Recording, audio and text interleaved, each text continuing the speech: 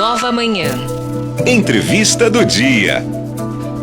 Na coluna Economia Papo Reto, quem fala com a gente toda quarta-feira é o economista e professor Euclides Teixeira Neto, professor universitário e que vem nas últimas semanas aí falando de dicas de investimento, mas hoje dá uma pausa, porque o momento é de receio, é de preocupação com a guerra entre Rússia e Ucrânia, que impacta a economia de todo o globo terrestre, incluindo, obviamente, a economia brasileira. E aí estamos na antessala do aumento no preço da gasolina, e é política de preço da Petrobras que é falada num dia, reunião em outro. Neto, vamos lá. Como é que você enxerga esse cenário aí? A gasolina sobe já daqui a pouco, política de preços da Petrobras, está correta, não? O que a gente pode esperar nos próximos dias? Bom, bom dia, Marcelo, bom dia, Lili, bom dia, João. Vamos dar um bom dia para o Rodrigo Treco, né? Que sempre ouça sempre aqui, né? Sempre tá famoso. Informada, né? E o que ocorre é, claro, né, a guerra lá da Ucrânia, né, o que está influenciando, né? Mas nós temos que ver que cada país agora está procurando uma forma particular, né, para tentar resolver o problema. Principalmente os Estados Unidos está retomando as conversações com o Irã e também com a Venezuela. Provavelmente os Estados Unidos vai ficar abastecido com combustível, mas mesmo assim, lá é medido em galão, né, não em litro, como é medido aqui o combustível, né? Então lá já houve um aumento no preço. Então, um galão está custando hoje por volta de $4, né? Então a gente vê que houve realmente um aumento de preço substancial nos Estados Unidos, né? Quais são os reflexos desse aumento aqui no Brasil? É que nós temos as políticas da Petrobras, só que a política da Petrobras é uma política de preço do barril internacional, que é feito pelo Brent, né, que é aquele tirado lá do Mar do Norte, lá da Inglaterra, né, que é um dos melhores que tem. E o preço vai seguir a demanda da oferta do mercado. Então, se os Estados Unidos está procurando outras fontes, talvez haja uma possibilidade do preço não aumentar muito, porque o maior país que tem a maior demanda do mundo é nos Estados Unidos.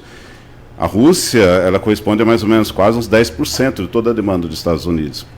Então, dessa forma, se os Estados Unidos ele reduzir sua demanda, pode ser que não haja uma pressão muito forte para o aumento do preço do barril do petróleo aqui.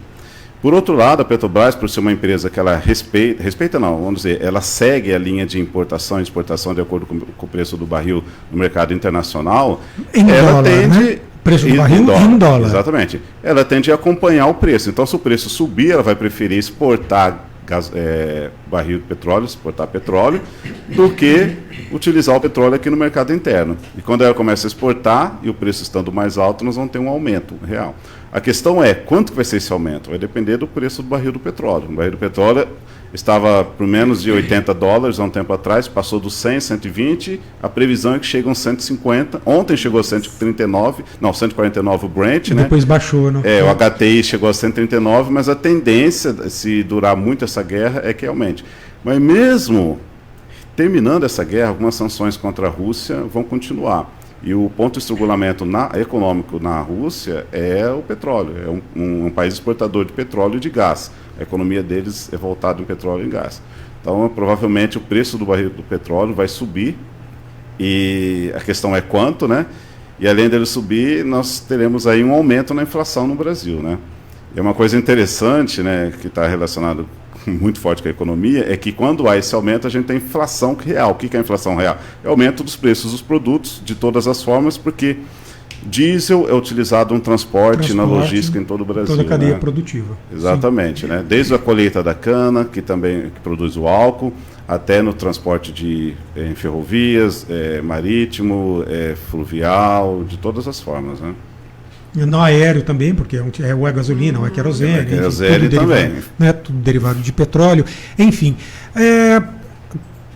ontem houve muita movimentação, aliás, nos últimos dias, mas ontem principalmente em Brasília. Então, presidente e ministros conversando se há a possibilidade de alterar a política de preços da Petrobras. E aí eu me pergunto, mas não era o governo federal que até bem pouco tempo que dizia que o que impactava o preço do combustível era o ICMS dos estados? E aí nós fomos pegos também com a informação de que o lucro da Petrobras no ano passado foi recorde e que a distribuição de lucro para os acionistas foi a maior de todos os tempos, ou seja, tem alguém que está ganhando muito dinheiro da Petrobras enquanto o povo está pagando mais caro pelo combustível. Então como é que é? O que impactava o preço do combustível era o ICMS ou não, o governo mentiu ou não, está colocando muito dinheiro no bolso e agora as coisas estão aparecendo. O ICMS é uma alíquota. Quanto mais sobe, o ICMS, claro que sobe, porque é uma alíquota. 30%, 40%, 20 e poucos por cento. Se o preço do combustível é R$1, a alíquota é 27%, então vai para 1,27. Se aumenta para 2, vai para 2,54. É uma lógica, não adianta culpar o ICMS. O ICMS é a arrecadação dos estados. Mas o que ocorre é o seguinte, até o ano passado, quem que era o presidente da Petrobras, ele chamava Castelo Branco, não lembro o nome dele, o nome completo, e ele foi trocado por quê? Porque ele estava seguindo a lei de mercado, oferta e demanda. Aí foi trocado por um general. O general ele continuou seguindo a oferta e a demanda. Só que está favorecendo muito mais aos acionistas do que está favorecendo a população. Por isso que a gente está pagando preços recordes, em alguns lugares R$7 o litro do combustível. Claro que a gente sabe que esse lucro todo vai para onde? Vai para os acionistas. Não tem para onde ir, vai para os acionistas. O ano passado foram distribuídos 62 bilhões de reais, dos quais 40% para acionistas externos, ou seja, estrangeiros que investem na Petrobras. Eles pegam todo esse dinheiro, transformam em dólar e mandam para fora do Brasil, ou seja, remessa de divisas para o exterior. A gente tem muito dinheiro levado para fora. Outra coisa importante em relação a isso é que existe uma previsão de que esse ano a Petrobras ela vai distribuir 102 bilhões de reais. Uma empresa que vale 340 bilhões de reais. Então ela vai distribuir. Aí eu pergunto, qual que é a empresa no mundo que consegue distribuir em um ano 1/3 do seu valor? Então alguma coisa está errada, porque o lucro da Petrobras não deveria ser todo revertido para os seus acionistas, mas sim para reinvestimento e formação de capital fixo no país.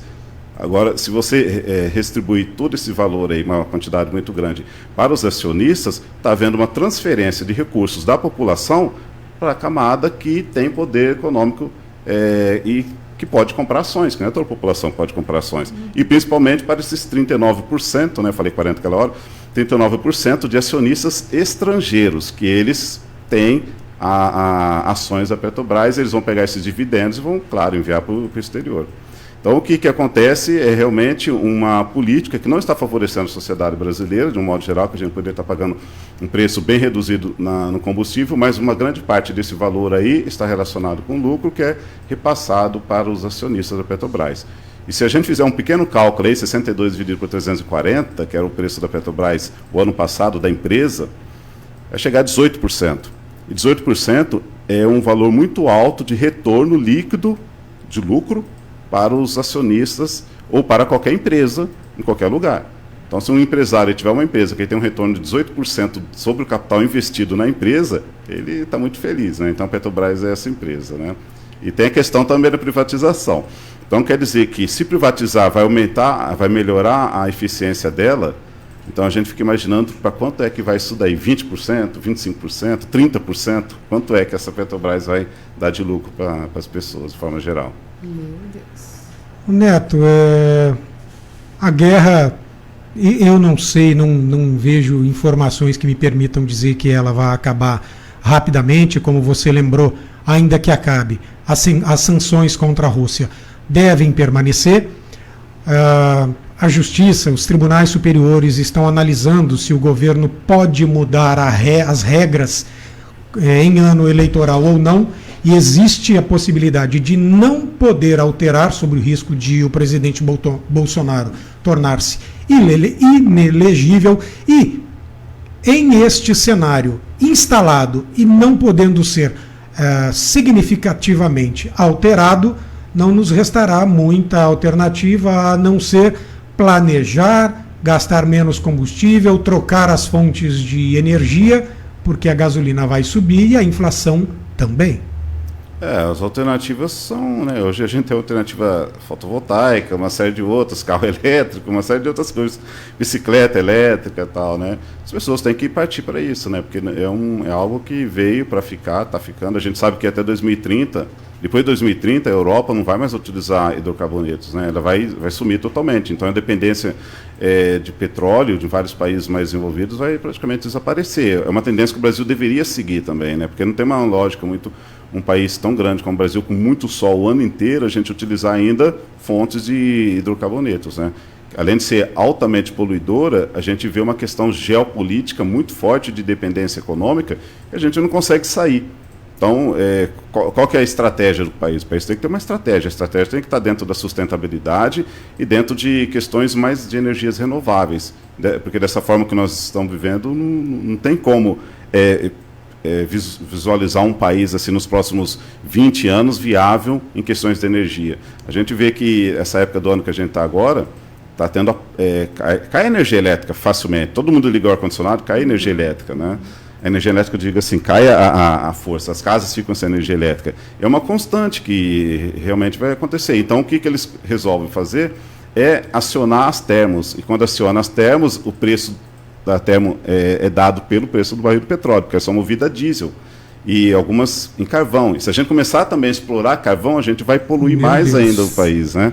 Então, estabelecer políticas estratégicas voltadas para sustentabilidade e renovação, que seria a melhor forma da gente vislumbrar um país nos próximos 10 anos. Para finalizar rapidamente, questão de interesse de Jonathan Alves. Investimos em ações da Petrobras ou não? Bom, é interessante, né? Eu diria que sim, né? Pelo ponto de vista economista, que o economista tem que ser meio frio nesses casos, né? Então, você tem que investir em ações da Petrobras, porque existe a possibilidade de distribuir 1/3 do preço dela de mercado, né? Então a pessoa vai ganhar bastante dinheiro realmente, né? Então, se puder comprar ações da Petrobras, compre ações, né? Que você vai ter um retorno muito bom, né? Esse é o lado de economista, né? Agora, como estrategista político, imaginando assim, é claro que a gente está fazendo uma grande jogada estratégica voltada para uma empresa só, na qual ao longo prazo a gente vai ter uma dependência muito grande de algo que já deveria ter sido extinto, né? Mas, claro, comprem ações, né, da Petrobras. Né? Tá certo, então. Dado recado. Neto, muito obrigado pela coluna de hoje. Na semana que vem a gente te aguarda aqui. Obrigado a vocês. Bom dia para todos. Bom dia. Valeu.